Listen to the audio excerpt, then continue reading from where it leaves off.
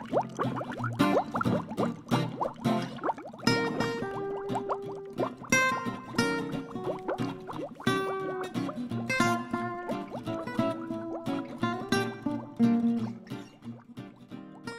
it's Colin here from Colin's Beauty Pages, and in this video I'm reviewing the Body Shop's Drops of Youth Wonderblur. This is a optical primer, which is a relatively new category of product that haven't been around too long, but even so it's the Body Shop's second foray into this area.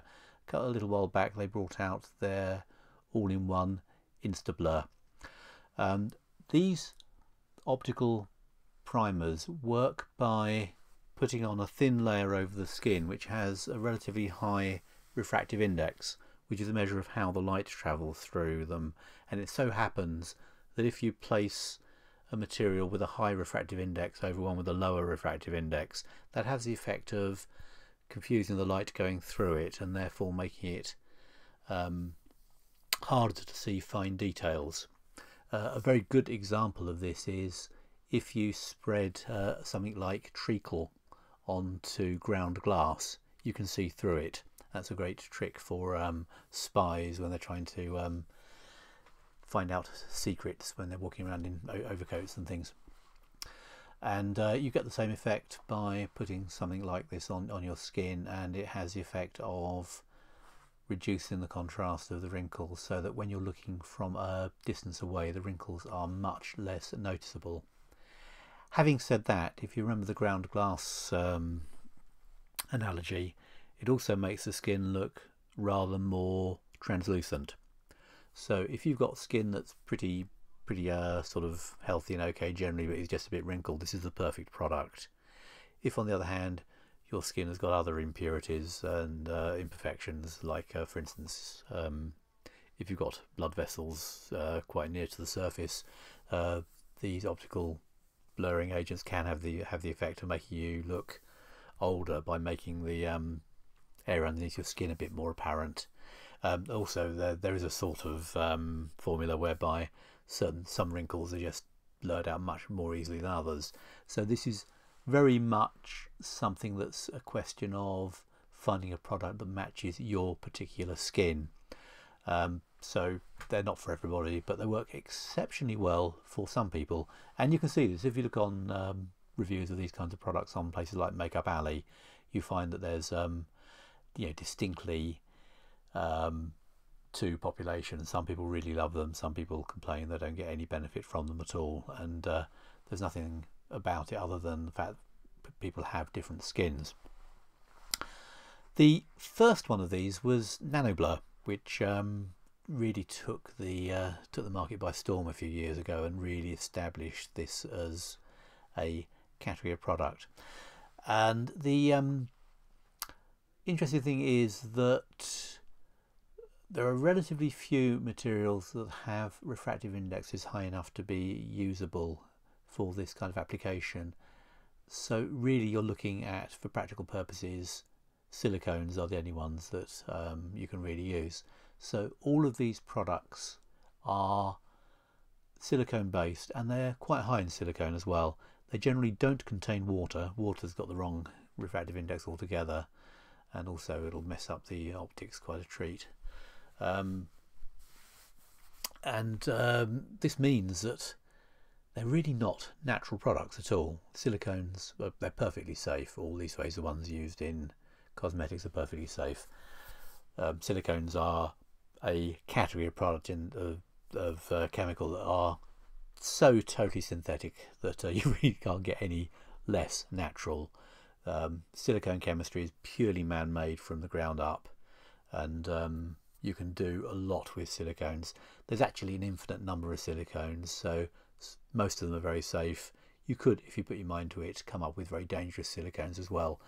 So they're nothing to worry about. They're certainly not going to be harmful. Certainly not the kind of silicones that are used in cosmetics. But they're certainly not natural either, which is a bit of a problem for some brands, and particularly a brand like the Body Shop, which makes itself out to be a brand that is very much in tune with nature, has something of a problem with them because you know, what do you do? And I remember when the first one came out, the all-in-one Instablur, they basically just ignored the their natural heritage. They put it in a plain white tube, and it was just an optical primer like all the others on the market. So when I saw that they had a new one out and it had a green pack, I thought, maybe they've come up with a natural way of achieving a high refractive index, which would be a great thing to do, and hopefully one day somebody will do it. And I thought, well, the Body Shop, they're backed by L'Oreal, they've got lots of research, maybe they've come up with something really great. So I instantly googled it, found the ingredient list, and was sadly let down rather badly, because the ingredients in the new Body Shop product look very similar indeed to the products in their old one. In fact, the first ingredients on the ingredient list are identical. They've put some things that have got rather more naturally sounding names into the new one, so you know, there's a smidge of some natural oils in there if you like that sort of thing, but basically this is still a silicone based optical primer like all the others, so there's nothing new or natural about it. It's quite an interesting line though. If you haven't tried one of these before, they're worth giving a go just to see, and I think this one will be rather cheaper than most of them, because the Body Shop's not as high end a brand as some of the other companies who've brought out optical primers, so it's a chance for people who might have shied away from spending a lot of money on them to give them a go.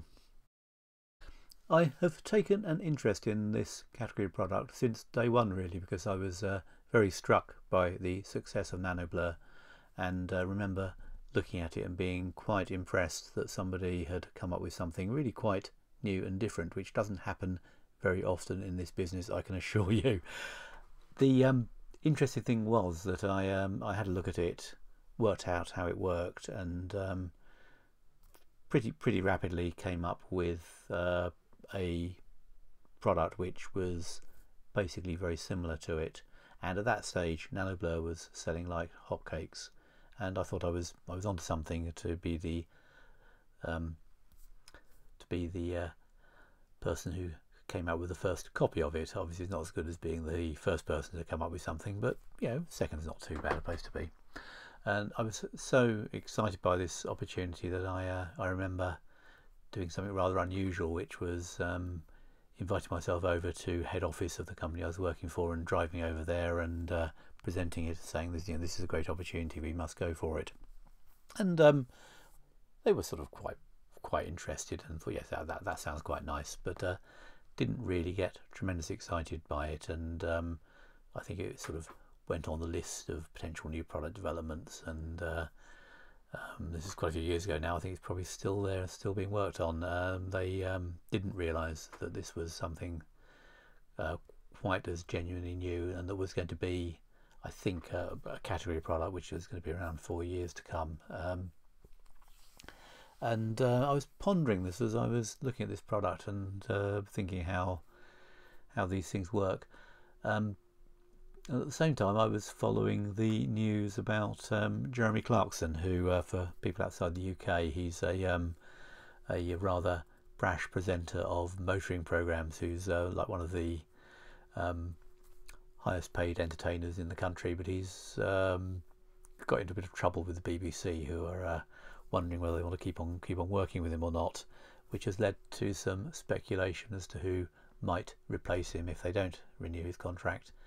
I suggested Zuella, because I thought it'd be fun to have a bubbly young girl reviewing cars, but of course that was a humorous suggestion, because you wouldn't expect somebody like Zuella to be interested enough in cars to make a very popular program reviewing them.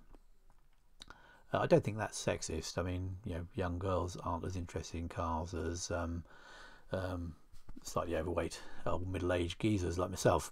So it does make sense for someone like Jeremy Clarkson to be a car reviewer, and for someone like Zuella to be a beauty and fashion reviewer.